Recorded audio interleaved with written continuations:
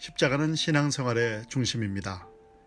현대 그리스도인들이 방황하는 원인은 명확합니다. 그것은 십자가 중심의 신앙에서 벗어났기 때문입니다. 그리스도인의 삶은 반드시 예수 그리스도의 십자가에 깊이 뿌리내려야 합니다. 죄의 권세로부터의 해방은 그것을 이기려는 노력에 있지 않고 단순히 그것에 대해 죽는 데 있습니다. 우리의 믿음은 그리스도께서 완성하신 십자가에 있는 것이지 우리의 경험 안에 있는 것이 아닙니다. 우리의 육이 계속적으로 십자가에 넘겨져 지속적인 죽임을 당할 때만이 그 육신의 행위를 작동시키는 인간의 타락한 본성을 처리할 수 있습니다. 옛사람은 구제불능입니다. 아무리 가르치고 훈련해도 안 됩니다. 그래서 죽어서 다시 태어나는 것만이 해결책입니다. 사도 바울이 갈라디아 2장 20절에서 내가 그리스도와 함께 십자가에 못 박혔나니 라고 말했듯이 우리는 자신이 예수님과 함께 이미 십자가에 못 박혀 있다는 사실을 믿고 선포함으로 옛사람을 끝장내야 합니다. 이런 십자가에서의 죽음이 참된 신앙의 출발점입니다. 우리의 신앙생활은 이 십자가에서의 죽음에서 시작해야 합니다. 주님을 믿는다는 것은 주님의 죽음에 연합되는 것입니다. 즉, 우리가 주님을 믿으면 죽음에 연합된다는 뜻입니다. 죄로부터의 해방은 그것을 이기려는 노력에 있지 않고 단순히 그것에 대해 죽는 데 있습니다. 죽으면 이깁니다. 여기에 신앙생활의 비밀이 숨겨져 있습니다.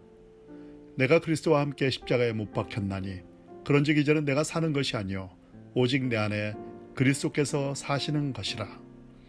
이 말씀을 믿고 이 말씀대로 사십시오. 십자가를 잘 모르는 사람은 십자가를 부담스러워합니다. 하지만 사실 우리를 정말 괴롭히는 것은 십자가가 없는 것입니다. 죄로부터 해방되는 길은 오직 십자가뿐이기 때문입니다. 이 십자가가 없기에 우리에게는 진정한 자유, 곧 죄로부터의 자유가 없는 것입니다. 듣기만 해도 가슴이 뛰는 말이지 않습니까? 이 말을 듣는 모두가 동의할 것입니다.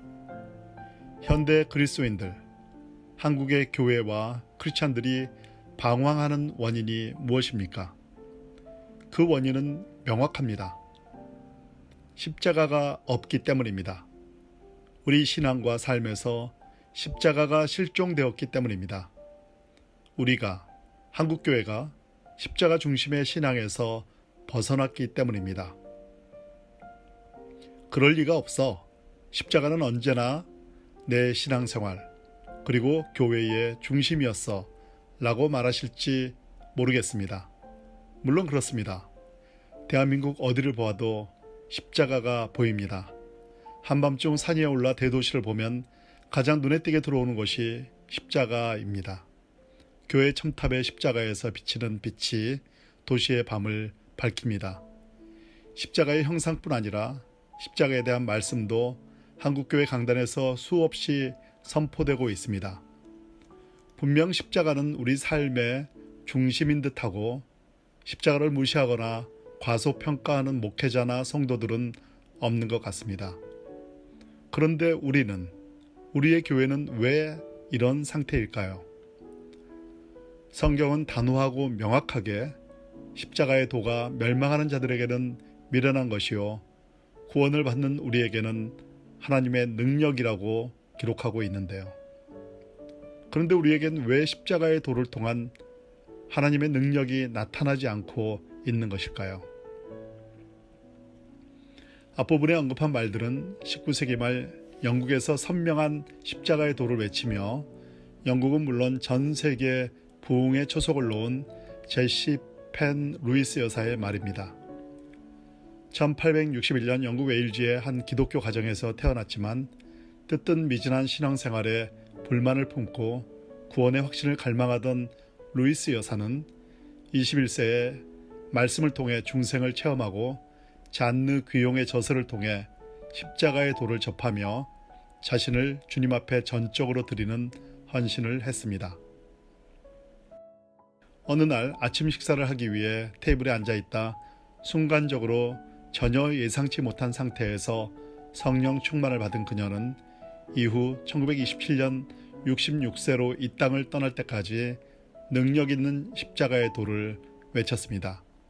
그녀는 중생의 체험도, 성화도, 성령 충만도, 영적 부흥도, 영적 생활의 승리의 비결도, 그 밖에 신앙생활과 관련된 영적 체험이나 진리는 모두 십자가를 기초로 해야 할 뿐 아니라 오직 십자가로 온전한 성숙을 이룬다고 주장했습니다.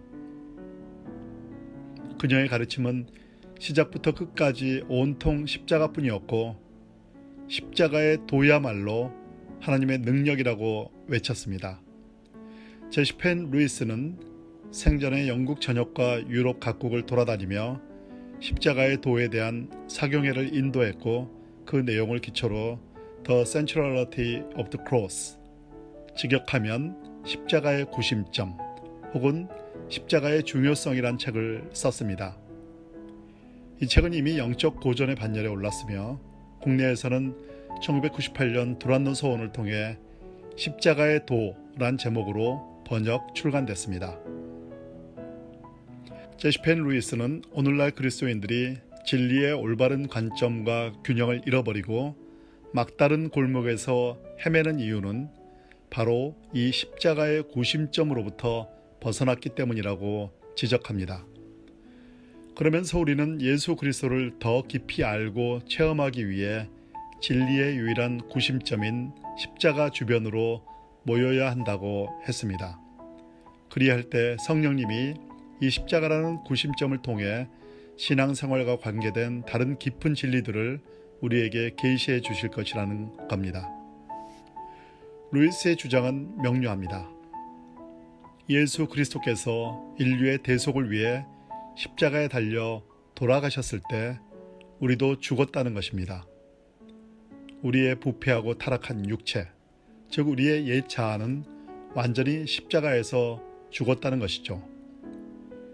십자가를 통해 하나님은 타락한 인류의 옛 아담으로서의 삶에 종지부를 찍고 완전히 허물어지고 무너져 내린 토대 속에서 새로운 창조를 이루려는 계획을 갖고 계셨다는 설명입니다.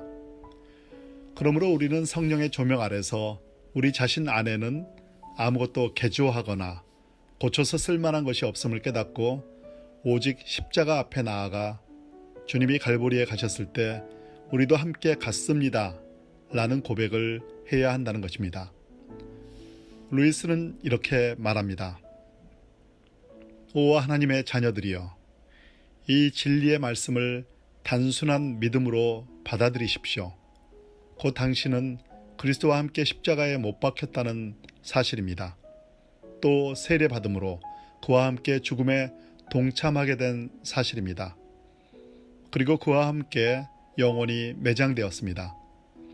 매장된 그 장소에 여러분을 떨어뜨리십시오. 그리고 죄에 대해 죽은 당신으로 여기시고 믿음으로 죄에 대한 죽음을 선포함으로 완전히 끝장을 내십시오. 뿐만 아니라 그리스도와 함께 부활에 동참하십시오. 그리고 주님 안에서 받은 새 생명의 진리를 당신의 것으로 여기고 선포하십시오.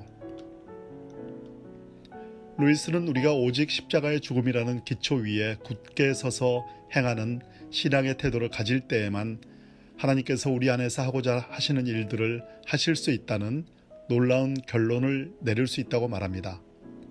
루이스의 말을 들어보겠습니다. 이런 십자가의 도야말로 모든 사람에게 필요한 복음이 아닌가요? 그러므로 우리는 이 십자가의 진리를 살아내고 전파해야 합니다.